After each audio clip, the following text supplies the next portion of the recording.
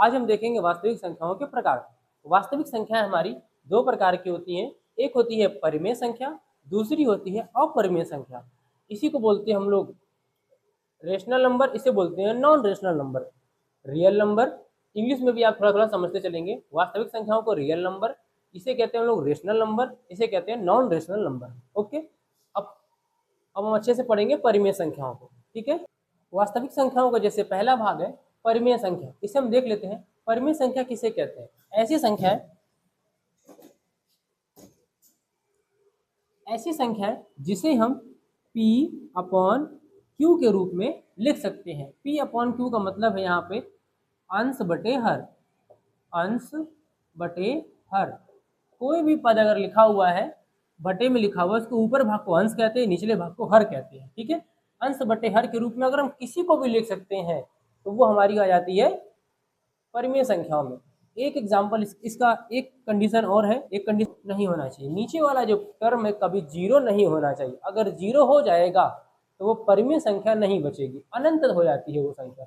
परिमेय संख्याओं के लिए एक कंडीशन और है, P और Q यानी कि अंश और हर दोनों के दोनों हमारे ये क्या होने चाहिए? पूर्णांक होने चाहिए। पूर्णांक होने चाहिए। हमको अगर ये पूर्णांक अगर नहीं मिलते हैं, दोनों के दोनों पूर्णांक, पूर्णांक का मतलब पूरा पूरा अंक, हमने पहली क्लास में आपको बताया था पूर्णांक माने होता है पूरा अंक। पूर्णांक अगर नहीं है तो भी वो हमारी परिमेय संख्या नहीं कहलाएगी। इसके एग्जाम्पल क्या क्या हो जाएंगे? एग्जाम्पल हम देख लेते हैं।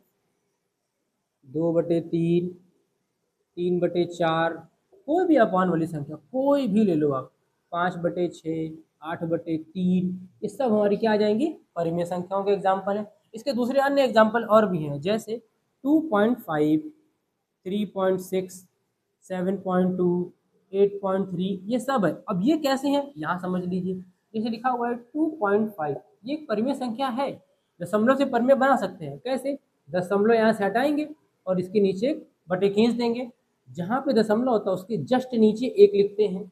यही तरीका है, दशमलव के नीचे एक लिखा जाता है और दशमलव के सीधे हाथ की तरफ राइट साइड जितने भी अंक होते हैं उतने जीरो बढ़ा देते हैं। एक अंक है एक जीरो, इसका मान आ जाएगा 25/10। ये हो गया P और ये हो गया Q, हो गया P अपॉन Q। अब P अपॉन Q के रूप में भी है तो परिमेय संख्या होगी, एक कंडीशन हो गई। दूसरा, Q इसका जीरो नहीं होना चाहिए। Q जीरो नहीं है, जीरो नहीं है 10 है, पूरा पूरा 10 एक अंक है, जीरो नहीं है। P और Q दोनों पूर्णांक होने चाहिए, P एक पूरा 25 है और Q भी पूरा पूरा 25 है, दशमलव तो लगा नहीं हुआ है किसी के नीचे भी, तो ये हमारा पूर्णांक होगा। पूरा अंक होना चाहिए, आधा अधूरा नहीं होना चाहिए, तो ये पूर्णांक है। ठीक है, और ये पूर्णांक होने के साथ साथ एक परिमेय संख्या भी है। ये अलग पूर्णांक है 25 और Q अलग पूर्णांक है, दोनों के दोनों पूर्णांक है और अपॉन में लिखे हुए, इस वजह से वो परिमेय संख्या बन गए। और इसके एग्जाम्पल देख लेते हैं, जैसे दशमलव वाले हो गए। दशमलव वाले यही नहीं होते, दशमलव वाले वैसी संख्या है जो बार बार रिपीट करें, अपने आप को बार बार दोहराएं। जैसे दूसरे एग्जाम्पल देख लेंगे हम, इसको हटा देते हैं, इसको हटा देते हैं। दशमलव की वैसी संख्या है जो कई बार अपने आप को दोहराती है। जैसे इसका एग्जाम्पल दूसरा हो सकता है 3.333, ये दोहराता ही जाएगा बार बार, 3 है ना, कई बार दोहरा देगा। जैसे 6.666, 4.33, यही दो अंक ज्यादातर दोहराते हैं, कई सारे अंक 5 5 दोहरा देगा। ठीक है ना, कई बार दोहरा रहा है। इसके साथ साथ ये हमारे किसके एग्जाम्पल हो जाएंगे? ये जो बार बार दोहराएंगे दशमलव वाले, ये भी हमारे परिमेय संख्याओं के एग्जाम्पल बन जाते हैं। ठीक है, ये कैसे बनते हैं इसका इसका अलग से चैप्टर ही है पूरा दशमलव वाला, वो जब आएगा तो बताएंगे। ठीक है, इसे भी हम दशमलव में, इसको दशमलव वाली संख्याएं हैं और जो बार बार रिपीट कर रहा है इसे भी हम परिमेय संख्या कहते हैं। ठीक है, परिमेय संख्याओं में मुख्य रूप से वो संख्या लेते हैं ज्यादातर जिनकी वैल्यू अप्रॉक्स में नहीं है, लगभग में नहीं है, एकदम फिक्स वैल्यू है। फिक्स वैल्यू वालों को ही किसमें लेते हैं हम लोग? परिमेय संख्याओं में। डन, आप इसे नोट कर लीजिएगा। हम लोग नेक्स्ट देख लेते हैं अपरिमेय संख्या। अपरिमेय संख्या वैसी संख्या है जिसे हम P अपॉन Q में नहीं लिख सकते होंगे, यही हमारी क्या हो जाएंगी? अपरिमेय हो जाएंगी। भाई अगर इसको लिख सकते हैं तो परिमेय कहलाती, अगर नहीं लिख सकते हैं तो ये अपरिमेय संख्या हो जाएंगी हमारी। ठीक, अब इसके एग्जाम्पल क्या क्या हो जाएंगे? अंडर रूट वाले, √2, √3, √5, √6, √7, अंडर रूट वाले सारी संख्या इसमें लगभग लगभग आ जाती है। ठीक है, ये हमारी अपरिमेय संख्या कहलाती है, क्योंकि इनके जितने भी मान होते हैं ऐसे मान जो लगभग में हो, लगभग में, ऐसे मान जो लगभग में हो, उनका कोई फिक्स वैल्यू ना हो। जैसे पाई भी हमारा एक अपरिमेय है, क्योंकि पाई का मान 3.14 नहीं होता। ये तो हमने अपनी गणना के आधार पर थोड़ा सा ले रखा है, इसका पूरा मान दूसरा है, 3.1414236, बहुत सारी संख्या इसमें और आती जाती हैं। वैसे अंडर रूट 2 की वैल्यू भी 1.4142 बहुत सारी बढ़ती जाती है, और हर बार एक नया नंबर रिपीट होता है। अंडर रूट 3 की वैल्यू वैसी होती है 1.732 डॉट डॉट डॉट डॉट। ये सभी की सभी संख्या ऐसी वैल्यू जिनके मान लगभग हो, लगभग में हो, ऐसे मान जो लगभग हो, फिक्स वैल्यू ना हो, अपरिमेय के उदाहरण हो जाते हैं। ठीक है, आई होप आपको ये समझ में आ गया होगा। अभी हम देखेंगे परिमेय संख्याओं के भाग। ओके, अब हम देखेंगे परिमेय संख्याओं के भाग। परिमेय संख्याओं के दो भाग होते हैं, एक होता है हमारा इसका भाग दशमलव संख्या, दूसरा होता है हमारा पूर्णांक। अभी जिसकी हम चर्चा कर रहे थे, पूर्णांक। दशमलव संख्या मतलब कि ऐसी संख्या जो दशमलव में हो, जो दशमलव में दिखे और नहीं तो बनाई जा सके, उसे दशमलव संख्या कहते हैं। पूर्णांक वो होता है जिसका पूरा पूरा अंक हो, उसे पूर्णांक कहलाता है, और ये पूर्णांक के ही भाग पढ़ेंगे। ठीक है, अब हम देख लेते हैं बेसिकली दशमलव संख्या। अब हम देखेंगे दशमलव संख्या। दशमलव संख्या किन्हें कहते हैं? ऐसी संख्याएं जिनमें दशमलव दिख जाए वो दशमलव संख्याएं कहलाएंगी। जैसे इसके एग्जाम्पल क्या क्या हो जाएंगे? एग्जाम्पल हो जाएंगे 2.5 दशमलव दिख रहा है, 4.3 दशमलव दिख रहा है, 4.6 भी हो सकता है, 8.3 भी हो सकता है, ऐसे कई सारे हो सकते हैं। अच्छा, ये भी हमारा एक है दशमलव संख्या। ये सब हमारे दशमलव संख्या है। कैसे? इसको लिख सकते हैं 7.0, इसको लिख सकते हैं हम लोग 4.0, ये सब दशमलव संख्या बन सकती है। समझ में आ गया आपको? तो ये संख्याओं को भी हम दशमलव संख्या कह सकते हैं, लेकिन मुख्य रूप से हमारी ये दशमलव संख्या होती है। अच्छा, दशमलव संख्या केवल यही होती है क्या? दशमलव संख्या तो कई प्रकार की होती है, हटा दें इसको, आप समझ गए होंगे। दशमलव संख्या हमारी ये भी हो सकती है। दशमलव संख्याएं दो प्रकार की होती है। दशमलव संख्या हमारी दो प्रकार, एक तो हमारी ये होगी साधारण दशमलव, एक होती है हमारी जो बार बार रिपीट करे। कैसे? जैसे लिखा हुआ है 3.333, ये बार बार रिपीट कर रहा है, तो ये भी हमारी दशमलव संख्या में आएगी। देखिए दशमलव दिख रहा है। अगला एक और ले लेते एग्जाम्पल 6.666, ये भी हमारी दशमलव संख्या आएगी। एक संख्या और आ सकती है इसमें, कैसी? 6.66767 ये भी तो हो सकता है, 6.76767, ये बार बार रिपीट कर रहा है, देखिए।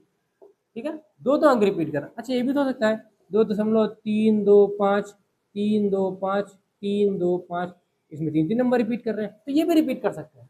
ठीक है ना, वो कभी कभी ऐसे नंबर आते हैं जैसे कई कई नंबर का सेट होता है, जैसे 4 5 6 8 3 2, ये पूरा नंबर रिपीट दोबारा करेगा, 3 2, ऐसे ऐसे कई बार करेगा, ये पूरा का पूरा नंबर ही रिपीट कर रहा है, देखिए बार बार। तो ये भी एक कंडीशन बन सकती है, ये आप याद रखिएगा। रिपीट करने वाले सिंगल भी रिपीट करते हैं, डबल भी, ट्रिपल भी, और 4 4 5 5 के जोड़े में भी रिपीट करते रहते हैं। तो हमारी एक ये संख्या बन सकती है। एक संख्या ऐसी बन सकती है जो दोहराए नहीं, हर बार कुछ नया नंबर लाए। जैसे 3.1432462 8 5, हर बार कुछ नया नंबर आ रहा है और आगे बढ़ता ही जा रहा है। वैसे ही एक ले सकते हैं 1.4414322 4 6, हर बार कुछ नया नंबर। तो ये भी हो सकता है दशमलव नंबर, ये भी हो सकता है दशमलव नंबर। इसका मतलब मुख्य रूप से समझ में आ रहा है, दशमलव संख्याएं दो प्रकार की तो कम से कम बनेंगी। एक होंगी जो बार बार रिपीट करे, और एक होंगी जो रिपीट ना करे, आगे तो बढ़े लेकिन रिपीट ना करे, हर बार कुछ नया नंबर दे। तो अब हम देखेंगे दशमलव संख्याओं के भाग। ये समझ में आ गया होगा, ये इसके एग्जाम्पल है, इसके बारे में पढ़ेंगे हम लोग। इसको हटा देते हैं, दशमलव संख्याओं के भाग देख लेते हैं हम लोग। इसके दो भाग होते हैं मुख्य रूप से, एक होता है शांत दशमलव और एक होता है हमारा अशांत दशमलव। शांत और एक होता है अशांत। अशांत कैसे? शांत कैसे? शांत का मतलब होता है, इसके एग्जाम्पल हो सकते हैं शांत वाले के, जैसे 2.5 ये शांत हो गया। अब इसके आगे कोई बढ़ेगा ही नहीं, ना बढ़ेगा ना दोहराएगा, कुछ भी नहीं करेगा, बस इतने पे ही चुप हो गया। 3.4 शांत हो गया। 4.446 शांत हो गया। इसके आगे कोई नंबर नहीं, अगर डॉट डॉट बनता तो ये अशांत की श्रेणी में आ जाता। अशांत में क्या हो सकता है, एक ही नंबर कई बार दोहरा दे, या हर बार एक नया नंबर ले आए। ये दो प्रकार के हो सकते हैं। तो हम देखेंगे, शांत तो समझ में आ ही गया होगा। शांत मतलब कि चुपचाप एक दो नंबर आ जाए और काम खत्म हो जाए, या 5-6 नंबर भी आ जाए, 10 नंबर भी आ जाए, 10 के आगे 11वां नंबर ना, रिपीट ना करे, ना आगे बढ़ता रहे, हर बार नया नंबर भी ना दे। तो ये सब अगर संख्या हमारी आ गई तो हमारी वो हो जाएंगी शांत में। अशांत में क्या हो जाता है, दो प्रकार के होते हैं, एक ही नंबर को कई बार दोहराएगा, या दो नंबर को दोहराएगा, या हर बार एक नया नंबर देगा। मतलब एक कंडीशन है कि जो दोहराए, और दूसरी कंडीशन होगी जो दोहराएगा नहीं। अब हम देखेंगे शांत दशमलव तो हो गया, अशांत के भाग देख लेते, क्योंकि इसका एक ही भाग था और हमने एक पढ़ लिया। अब अशांत के देख लेते हैं हम लोग। अशांत दशमलव संख्या, अशांत दशमलव संख्या यानी कि जो बार बार दोहराए, ये अशांत हो जाएगा, या फिर हर बार कुछ नया नंबर लाए। मतलब दशमलव के बाद वो रुक नहीं रहा, या तो अपने आप को दोहराते चल रहा है, या फिर हर बार कुछ नया नंबर ला रहा है। तो दो प्रकार के दशमलव बनेंगे। एक होगा हमारा जो बार बार दोहराए, जब दोहराएगा तो उसको आवर्ती बोलते हैं, आवृत्ति संख्या, आवर्ती दशमलव। और जो नहीं दोहराता है, दोहराता नहीं, हर बार नया लाता, उसको बोलते हैं अनावर्ती। तो दो प्रकार के हैं दशमलव संख्या, एक होता है हमारा आवर्ती आवृत्ति, और एक होता है अनावर्ती। आवृत्ति में एक ही नंबर को बार बार करेगा, जैसे बताया था अभी हमने आपको, कई बार दोहरा रहा है। 6.676767 ये भी दोहरा रहा है। ये भी हो सकता है 6.325 325 बताया था, ऐसे कई कई नंबर रिपीट कर सकता है। और अनावर्ती में क्या होता है, हर बार कुछ नया नंबर लाता है। जैसे इसका एग्जाम्पल हो सकता है 3.143287, हर बार कुछ नया नंबर, 2 3 4, 4 के बाद 2 ले लेते हैं, जो भी ले लेते हैं, 2 5 6, हर बार कुछ नया नंबर आएगा। तो हर बार अगर नया नंबर ला रहा है और बढ़ता जा रहा है तो दशमलव तो है, लेकिन अशांत दशमलव है। और कैसा है, अनावर्ती, रिपीट नहीं कर रहा है। अशांत की श्रेणी में दूसरा एक आता है जो जो एक ही नंबर को बार बार रिपीट करता है और आगे बढ़ता जाता है, इसे बोलते हैं हम लोग अशांत दशमलव। आई होप आप समझ गए होंगे। अब ये दूसरा इसका टॉपिक देख लेंगे हम लोग। यहाँ है परिमेय संख्याओं में हमने ये भाग पढ़े थे, दशमलव और पूर्णांक। दशमलव के हमने शांत पढ़ लिया, अशांत पढ़ लिया, आवर्ती अशांत में दो होते हैं, आवृत्ति और अनावृत्ति। हमने ये दशमलव का सेक्टर खत्म कर लिया। अब हमारी बारी है पूर्णांक को समझने की। ठीक है, अब हम पूर्णांक को देखेंगे। पूर्णांक संख्या, पूर्णांक का मतलब क्या होता है, पूर्णांक नाम से ही लग रहा है, पूर्णांक यानी कि पूरा अंक, पूरा अंक, दशमलव में नहीं होना चाहिए, परिमेय में नहीं होना चाहिए, पूरा पूरा अंक, वही पूर्णांक कहलाएगा। जैसे इसका एग्जाम्पल क्या हो सकता है, 1 2 3 4 5 अनंत तक चले जाएंगे। ये हमारा हो गया पूरा अंक तो है। अच्छा, अगला हमारा ये भी हो सकता है -1 -2 -3 -4 डॉट डॉट डॉट डॉट। ये दशमलव, ये हमारे धन मतलब कि है, पॉजिटिव है, धनात्मक है और पूरे पूरे अंक है। ये हमारे ऋणात्मक है, पूरे पूरे अंक है पूरा अंक, लेकिन एक हो गया धनात्मक, एक हो गया ऋणात्मक। तो इसको बोलेंगे हम लोग धन पूर्णांक और इसको बोलेंगे ऋण पूर्णांक। अंक तो पूरा ही है, भले वो माइनस में हो गया, उससे कोई मतलब नहीं है। तो हमको पता चल गया होगा कि पूर्णांक दो प्रकार के आएंगे, एक होगा धन पूर्णांक, एक होगा ऋण पूर्णांक। पूर्णांक की परिभाषा क्या होगी, ऐसे अंक जो पूरी तरीके वो पूर्ण अंक हो उसे पूर्णांक कहेंगे। उदाहरण में ये लिख सकते हैं और ये लिख सकते हैं। ठीक है, अब हम पूर्णांक के प्रकार देख लेंगे। दो प्रकार के होते हैं, नंबर एक हमारा होता है ऋण पूर्णांक, नंबर दूसरा होता है हमारा धन पूर्णांक। धन पूर्णांक, पूर्णांक भी लिख देते हैं, धन पूर्णांक और ऋण पूर्णांक। पूरा अंक होगा। अब ऋण पूर्णांक में कौन कौन से एग्जाम्पल आएंगे, सभी संख्याओं के नकारात्मक, नेगेटिव रूप, डॉट डॉट डॉट, ये सब हमारे ऋण पूर्णांक आ जाएंगे। धन पूर्णांक के कौन से होंगे, -1 -2 sorry 2 3 4 5 5 dot dot dot dot, कहाँ तक जा सकते हैं, अनंत तक जा सकते हैं। ये अनंत तक मतलब ये चाहे जहाँ तक अनंत तक लिखते हैं हम लोग। ये हमारे ऋण पूर्णांक है, ये हमारे धन पूर्णांक है। ठीक है, अब इसमें ये संख्या नहीं होगी माइनस का 1/2, ये संख्या हमारी कोई पूर्णांक पूर्णांक नहीं है, ये एक का आधा है। ये मतलब कि एक में दो का भाग हो रहा है, आधी संख्या 0.5, ये पूर्णांक थोड़ा होगा। पूर्णांक मतलब था पूरा पूरा अंक। ये हमारे पूर्णांक के एग्जाम्पल होंगे ऋणात्मक वाले और ये होंगे धनात्मक वाले। आपको क्लियर, ये इसके एग्जाम्पल नहीं होगा।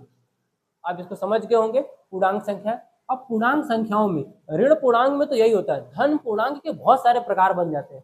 हम धन पूर्णांक के कुछ प्रकार लिख देते हैं, आपको समझ में आ जाएगा।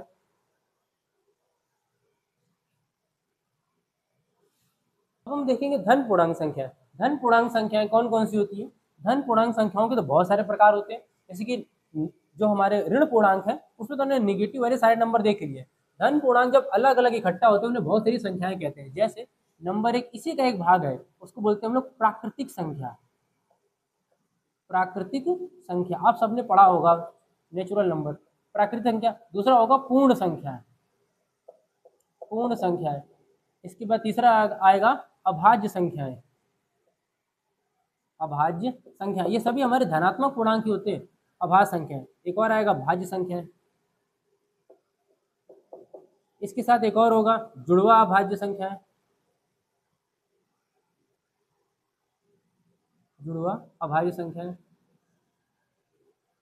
ठीक है। एक इसके साथ और हम लोग पढ़े हैं बचपन में सम संख्याएं, विषम संख्याएं, ऐसे करके बहुत सारे आते हैं। ये सभी के सभी हमारे धन पूर्णांक संख्या, क्योंकि धन पूर्णांक हमारी संख्या होती कौन कौन सी है? 1 2 3 4 5 अनंत तक जाती है। तो इसी में अगर कहीं गलती से दो संख्या लिख दी गई है तो सम संख्या हो गई है। 1 3 5 लिख दिया गया तो हमारा विषम संख्या हो गया। 2 3 5 7 लिख दिया गया है तो अभाज्य संख्या हो गया। तो इसी तरीके से ये संख्याएं जो धन पूर्णांक संख्या सब इसी में बढ़ जाती है। ठीक है। तो हमको बेसिकली हमने ये सब पढ़ा हुआ है और इसको हम एक बार फिर से पढ़ेंगे, क्योंकि हम सब बचपन में पढ़ के भूल चुके हैं। हमको इसको दोबारा से देखना होगा एक बार, जिससे हम हाई स्कूल में अच्छे नंबर ला सकें। ठीक है। अब हम अच्छे से देखेंगे, एक एक को हम समझाएंगे।